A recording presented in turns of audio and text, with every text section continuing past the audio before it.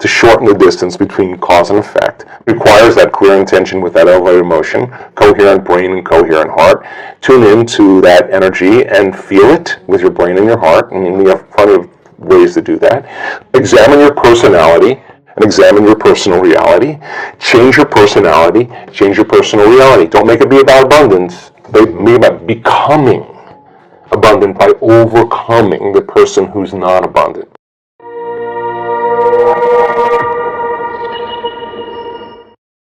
The person who heals themselves from a health condition, who's no longer thinking the same way, no longer acting the same way, no longer feeling the same way. You ask them where that disease is when they stand on the stage in front of 1,500 people or 3,000 people, and that's a 4-minute mile. Everybody's leaning in. That's truth right on the stage. They say, where is that?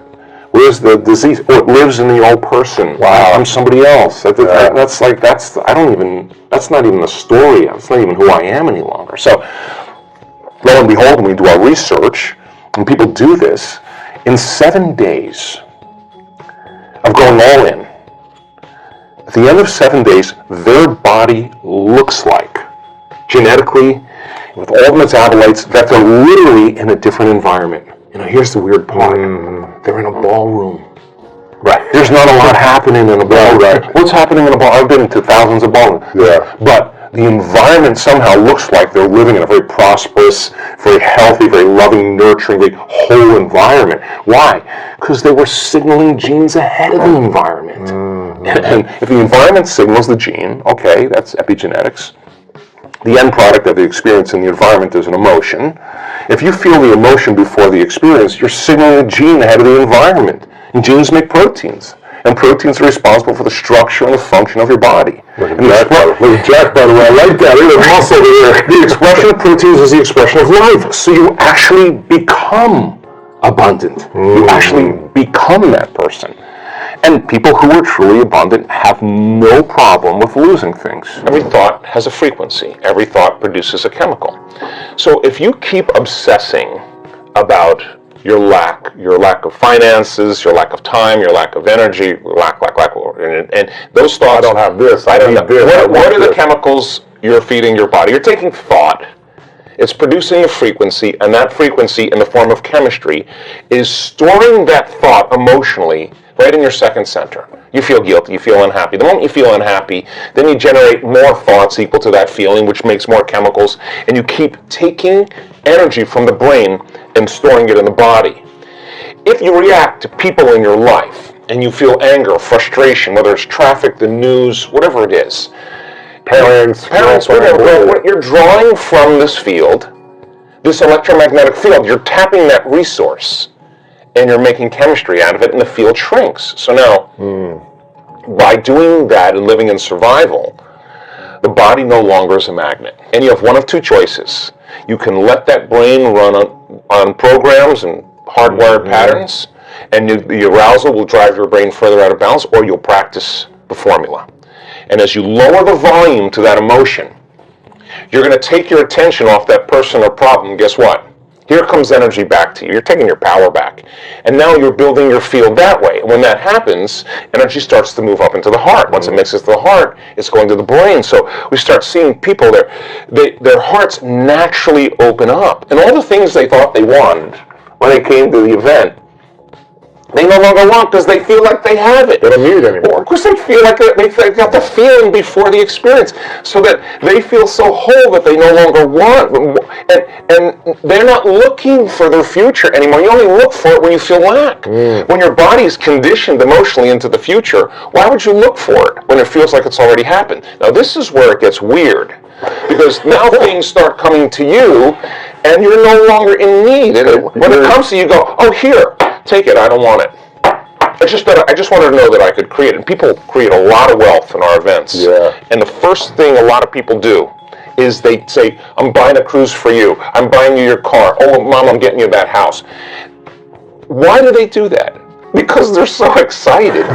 They feel so amazing. And they're thinking, I could do this again. Why would a person in lack wouldn't give? A person who's abundant would give, because they know how to create. So now the game changes. It's no longer about the self.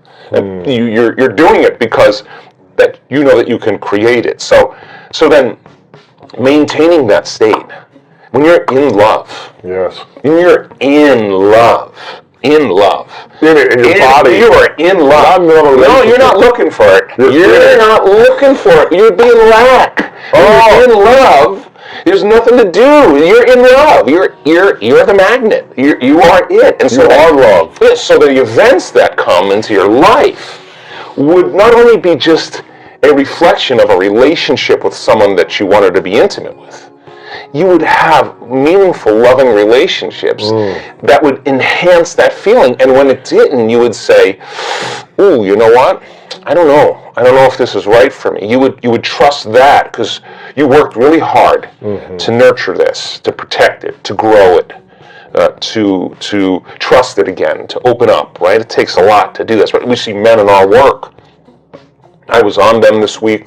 I never let up on those guys. Big macho guys. You want to know what courage is? Let's go. Let's open that heart. And when they start cracking open, I mean, we see people heal from colon cancer and from angina and all. Just boom, there it is. There it's not. That's what's been stored all down here. Once they open this up and it moves, the body's transforming in that moment. It's the system is informing itself. Information is being restored back into the body. So when you get to that point where when you're in lack and separation, time gets really crazy because you want stuff to happen faster and it feels like it's taking forever. That's because you're in separation. When you're in love and you're connected, you don't want the moment to end. I mean, I had three guys over for dinner last night, all these academics. I cooked a meal and a half for these guys, took out great wine. Why? I wanted them to be so caught up in the moment that they forgot that we made a new memory. We had a great experience. And life then is about experiencing it in love. Like, I'm not going to be guilty of what I'm eating or judge what I'm eating if I've cooked a great meal. Let's eat. Because the guilt is worse than whatever it is you think is bad for you.